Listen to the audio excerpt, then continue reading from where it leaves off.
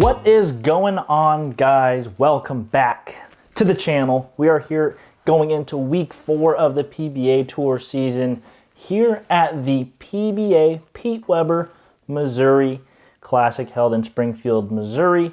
And first, we just want to give a huge shout out to a good friend of the program, Marshall Kent, for capturing his 6th PBA Tour title here at the Illinois Open. That was refreshing to see. Love the guy. And we couldn't be happier for our boy Marshall to pick up a win. But here we go. We're into week 4. Springfield, what do we have going? We're going to be bowling on the 46-foot Dragon pattern. It is going to be 18 games of qualifying, I believe, 3 rounds, 6 games each, and then they cut to the top 32. They're going to bowl another elimination round, cut to the top 24, another elimination round, cut to the top 12, one more elimination round, and then they cut to the top 5, step ladder, TV show, you know the drill. But before we get started into the top 10, please hit that like, comment, and subscribe button. It really helps the channel out a lot. And also, same old, merch dropped. Go check it out. Link is down in the description below. Only place you're going to find the alternate TV bowling supply logo, as well as some other stuff. So go down there, hit the link. But without further ado, let's get into it. Number 10, coming in at number 10, I have Jesper Svensson. Let me tell you why. I feel like he's been close this year. 2 out of 3 events, he was just outside of the cut number, really hovering around there, maybe just figuring out his way around the IQ 78U. But Springfield being a little bit of a higher scoring establishment historically, if Jesper can get locked in here, he can go for a run. The lefties have historically, as in last year, done pretty well at this building. Granted, last year was on 32-foot Wolf or something like that. This year on a long pattern, obviously, but I still expect the scores to be very high. Big power is going to be paramount here at Springfield, and I expect Jesper to give the cut a run, and maybe this is his week to make a show, and you never know, win a title. But moving on to number 9, last year's 4th place finisher, Francois Lavoie.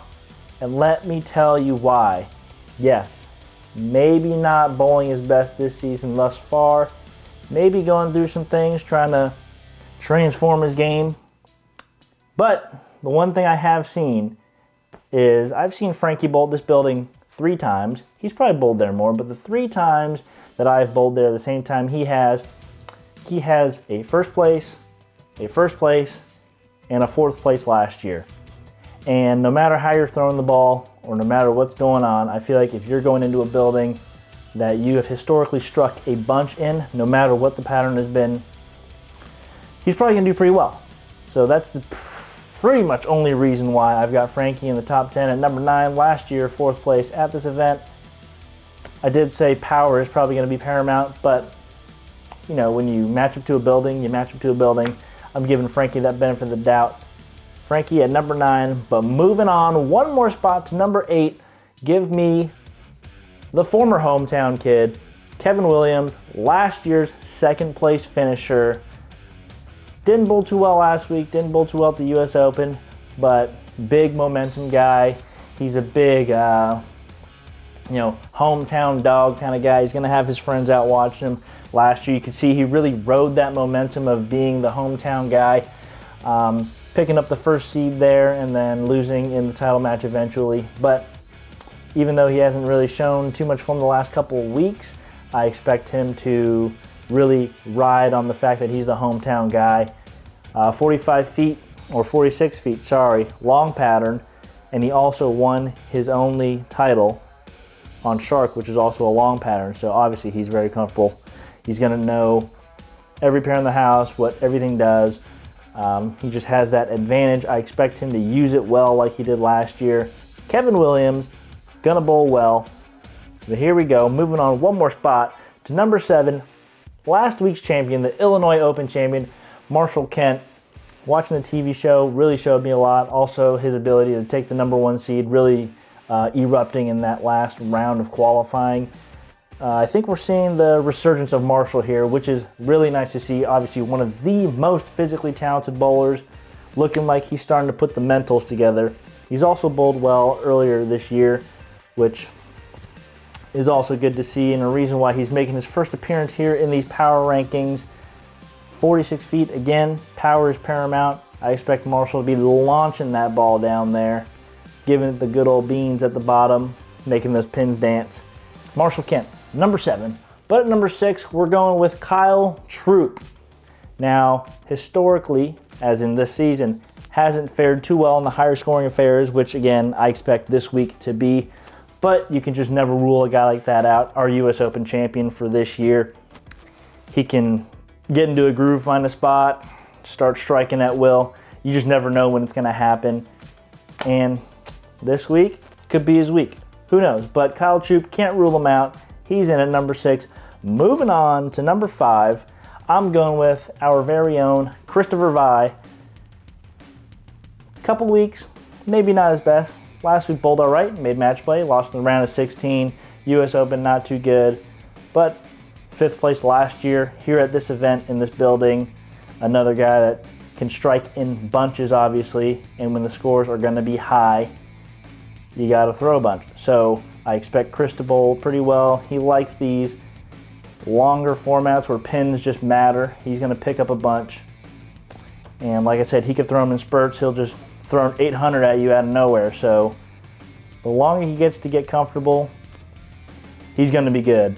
And also a guy that's very comfortable over there in the left gutter. Probably going to get there before a lot of other competitors, launching that ball down there. 46 feet. You're going to need that power to get that 10 out from inside 6th, 7th arrow, and he's got it. So number 5, I've got Christopher. But moving on to number 4, Bill ONeal. Likely your leader for Player of the Year, I would say. Has just been consistently bowling well. Obviously won the Players' Championship, US Open top 5, and last week also made match play. So it doesn't seem to matter this year. High scores, low scores, medium scores. Bill is there, and I expect him to be there again.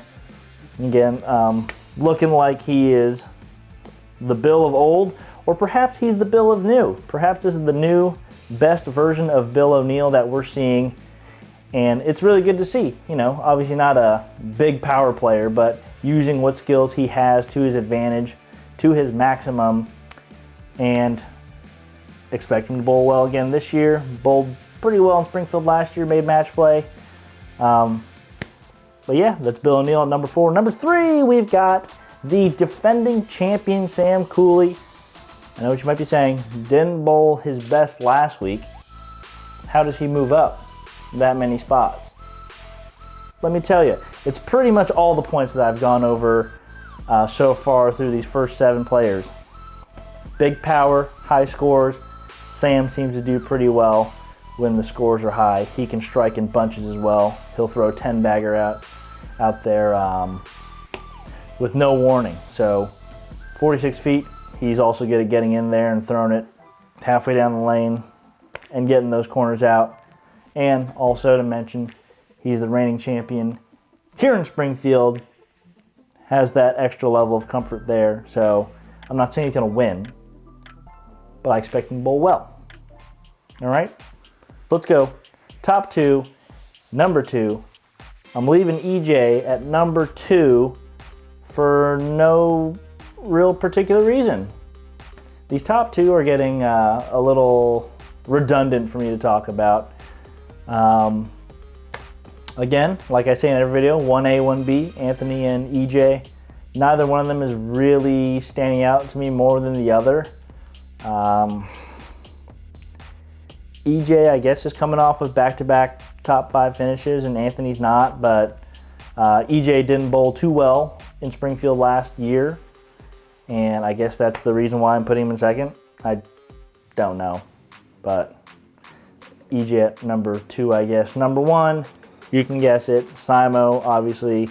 Last year, coming in 10th, last week, losing to EJ in the round of 16. So you can put EJ in first if you'd like. I'm putting him in second just for, I don't know. We'll see what happens this week. Simo just kind of plugging along this year.